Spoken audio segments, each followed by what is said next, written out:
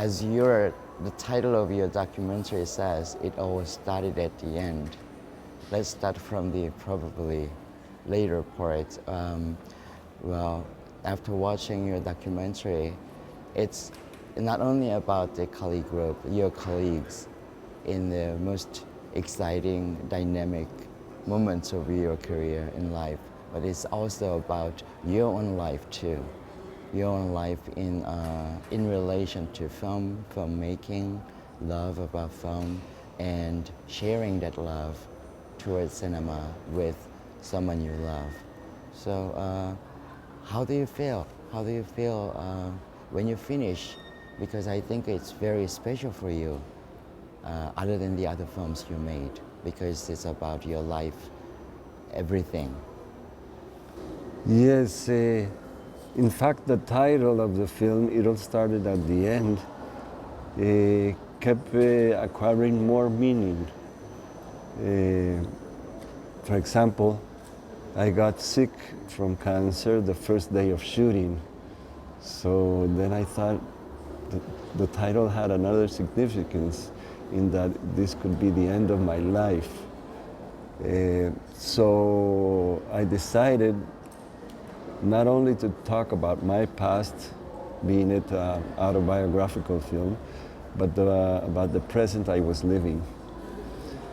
And I started to see my life as if it was a film.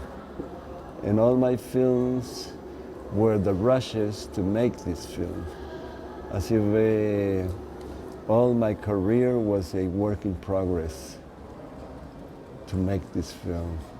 Because all my life I've been an archivist. I save things. And people like me, or who are hoarders or archivists, save things with no purpose at all sometimes. You always say, I think I'll keep this, maybe someday I will use it for something. And when I arrived at making this film, I finally knew why I had stored those things. I had saved them, and they became the part of the material to make the film. I was also very fortunate because a friend of mine, Eduardo Carvajal, whose nickname is the Rat, on his own, he shot video all the time when we were working, partying, or just hanging out. So I had like 36 hours of material shot, especially during the decade of the 80s. And that was very, very rich for me, this material which was, I hadn't seen all. You know? He had saved it as well, and he told me, you can use anything you want from it. And that was very good. Because my film, among other things, is about the passage of time. The passage of time, work in collaboration with friends, a common love of cinema, and also a portrait of a generation. And it's also about self-destruction in a way, and the joy of filmmaking. I think you share the cinephile spirit in the 1970s and 80s with your colleagues and with your friends and many people around you. But time has passed actually, and I think the cinephile culture has already also changed it. How do you see the atmosphere or the surroundings of cinema lovers in nowadays, maybe in Colombia or in general? Well, I think it has changed a lot, because for my generation, a great inspiration was from the French New Wave and the group of Cahiers du Cinéma, in that they also had a film club, or film lovers. They had a magazine, they became filmmakers. So that experience was very enlightening for us. And on the other hand, there was the factory, the group of the factory around Andy Warhol, where people of different disciplines, artistic disciplines, merged at one point in time. And also, it was a very specific time in the world history, in that at the end of, we're all sons, let's say, of May 68 and of the hippie movement and all these libertarian ideas that came in the late 60s and early 70s. In my case, I went to film school in California from 1968 to 1972, and California was one of the focal points of that movement, youth movement. And at that time, I think the youth of the world was more interconnected than now. It seems like a paradox to say it. Now that people have WhatsApp, internet, all these things, I think they have become more distant in a way. At that time, it was also great to be in a provincial city, because that way we could see each other every day. My house was one of the centers of attention, and anybody could go there. They had keys to my house. We had a dark room, a projection room, even a swimming pool. It was like our own private Hollywood in a way. And life and film were the same for us. We were always in the process of thinking of films, making the films, talking about films, and every phase of that was a moment of celebration. We partied a lot. Parties were very important for us in the 70s and 80s. And it also happened all around the world, you know. In New York, they had Studio 54. It was a whole disco music movement. Of course, drugs and alcohol were not as stigmatized as now, you know. And there were other film groups, like the group of Rainer Werner Fassbinder, who was also in that type of dynamic, lots of alcohol, lots of drugs, but lots of filmmaking. It got to the point where we didn't differentiate partying from working. And that's one of the things that I rescue from that period. Of course, there are dangers to that, and some people of our group had to pay the consequences of that. Also because we were very precocious, and precocity has a price to it.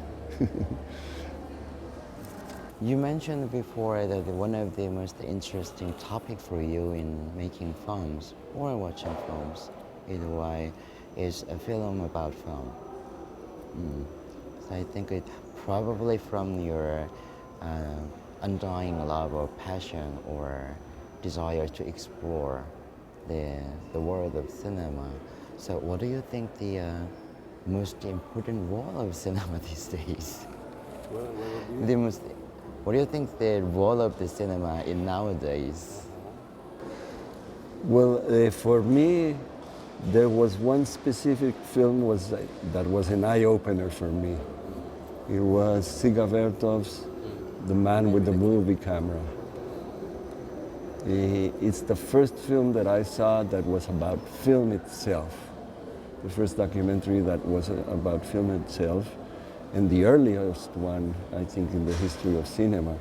One of the first reflexive documentaries there is, in which you can see he never hides that he's making a movie. You see all the equipment, the camera, the editing room, how he uses all the techniques that we all now know, like slow motion, reversing the action, using freeze frames. All these things that are common now in film languages, he was practically using them all in one single film.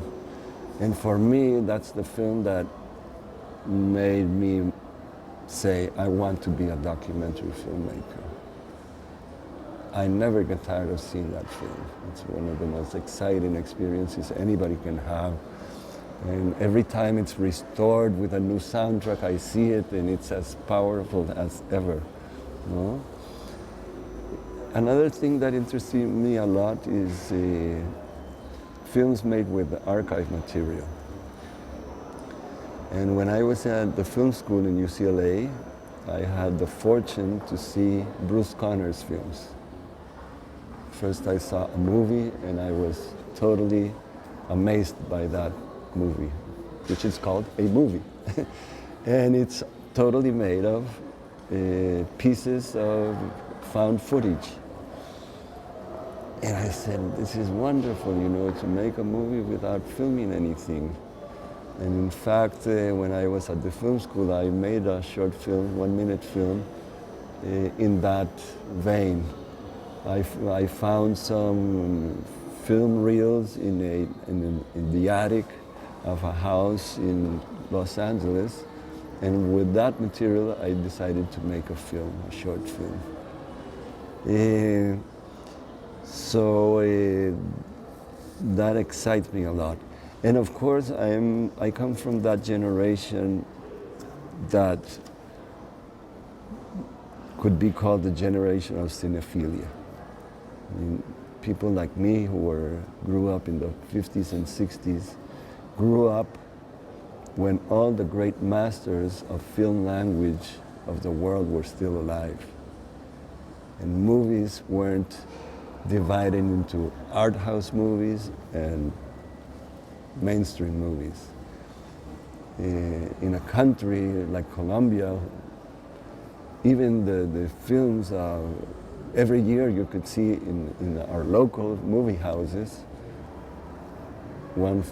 every year, 1 year by Buñuel, one film by Buñuel, by Bergman, Antonioni, Kurosawa, John Ford, Howard Hawks, Samuel Fuller. All these people were still alive, and they were shown in regular theaters. And in that sense, films have lost their sacred part. The phenomenon of the multiplex changed that. Before, you could associate every film with the theater you saw it in. It had its own architecture, it was different.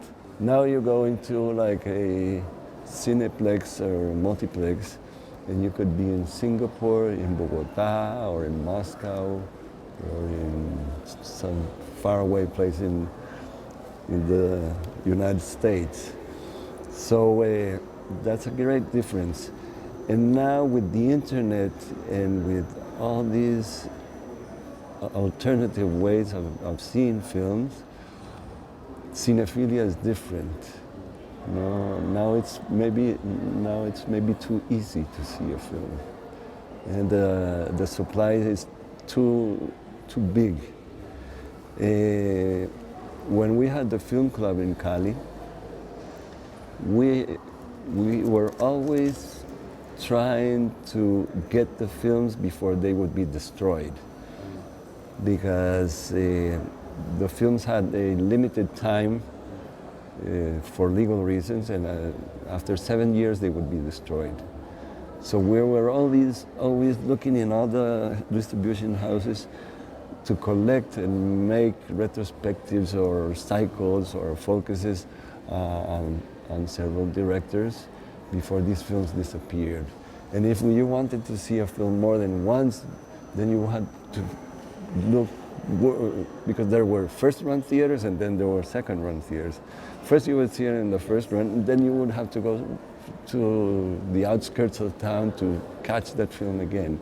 Now it's too easy to see a film, a DVD, you know. You can even watch it as you read a book, you know. You see a little piece and then you do something else, you go back to it, you know.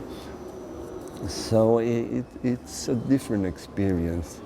And maybe today there are too many alternatives and too many images.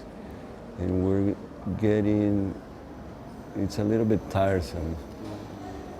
You go to a restaurant and there's a television going on. You go into a bus, there's a television. You turn on your phone and there are these images. And it's so hard to be original now for us filmmakers, I think. I understand very well when Werner Herzog says that he would like to go to the moon to make a film, because here on this earth almost everything has been filmed. No? And another thing that bothers me now is that films are not seen in the size that they were seen before. It's not the same to see a film in a piece of furniture, which is television, and now seeing a film in a phone. I mean, it's like watching a stamp. So, but of course that has its advantages in that you can see many films that otherwise you wouldn't see in the normal movie houses. And of course there's piracy. You have a large amount of films that you can download and see. It's a totally different experience. You're still making documentary. So would you please share the idea of your next project? Well, actually, I don't have a next project. At one time, I thought that It All Started at the End would be my last film. In a way, it's a film that I made as it was a testament. But since I survived, now I'd say it's my most recent film. In fact, I made a very short film after that one. It's only 3 minutes long. It's a contribution I made to another film that is a web doc. And Jorge Caballero, a filmmaker who was making a documentary, documentary, asked like a dozen of filmmakers to contribute 3-minute films to that interactive project. I made a 3-minute film, which was all made with the archive material, and it was easy for me to make it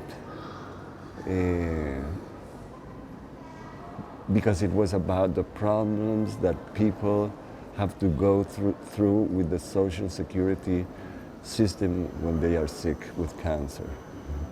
So it was a fresh topic. I had everything, I knew everything, so I made it very quickly, and I didn't have any trouble with that. Also, I think that I have done many films about the past, and I've been tempted with the idea of doing a film about the future.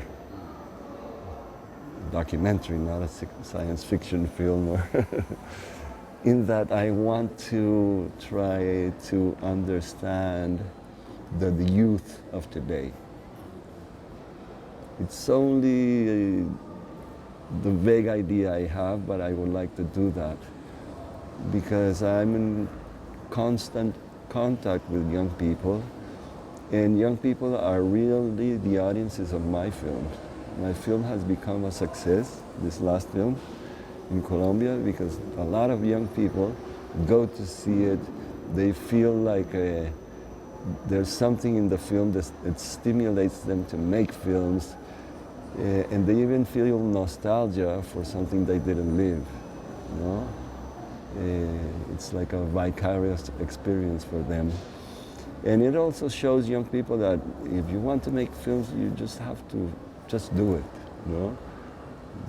Because when we started making films, there was hardly any films were being made in Colombia. So in that sense, we almost thought we were inventing cinema in a city like Cali that didn't have much film tradition.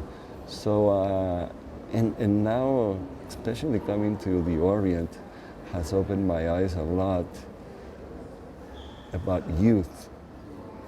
It worries me that, in the words of Marshall McLuhan, who nobody quotes now, they became what they beheld. What they beheld. Now everybody is interacting through telephones. And that is creating like a new race of mutants that interest me. Because supposedly the means of communication are for united people, connecting people, and I think they're just human relations are becoming more distant. And so I've been filming a lot in the Orient with no purpose at all, but just gathering images of people talking on phones, watching phones, taking pictures with phones. It's quite amazing. I mean, in China, for example, I was one of the people that in the 60s saw the Maoist revolution, and I saw the film that Antonioni made in 1974. At that time, China, you could only see a few bicycles, people were dressed in the same way. And now you have all this traffic, all these telephones, all these enormous buildings, all this process of Americanization and capitalism, it's quite an experience. I mean, I think the future belongs to the Orient. And you still believe the cinema can connect the people? Well, I still have a little faith in cinema, but I think that cinema changed very much after Star Wars. After Star Wars? Yes. I think that was the decline of Hollywood, but the decline of Hollywood has lasted too long, and it's occupying the screens of the whole world. So it's very difficult for another type of cinema or national cinemas to compete with that homogeneous project.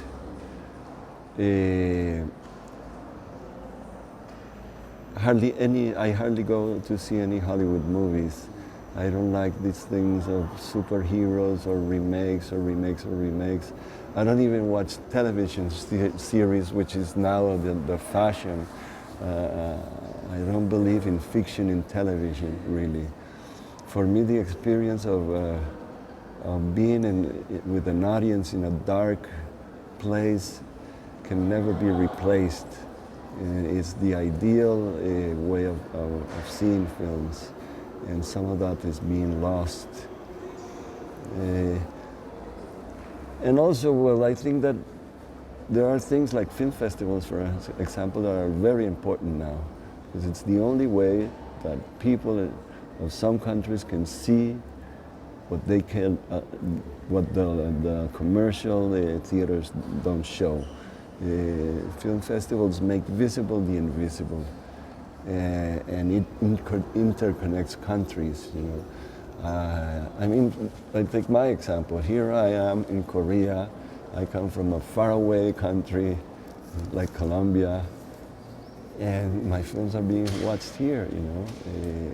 That's wonderful, and that's why I also am very enthusiastic, because I direct a film festival, and it's a way of continuing that cinephilic militancy that we started in the 70s. For me, having a film festival now is the equivalent of having a film club in the 1970s. No, film festivals are very important, but the power of Hollywood is just too strong. It's not living. It's becoming very difficult to survive within that system that is so ruthless. If if Hollywood had its way, it would only show Hollywood movies. They would want the whole world to be watching Hollywood movies, and all the screens of the world be made for Hollywood. Jean-Luc Godard, who likes to joke, but seriously, he said one day that if Hollywood could only make one big film a year and have it in every theater every day of the year, they would be happy with that. And that's terrible.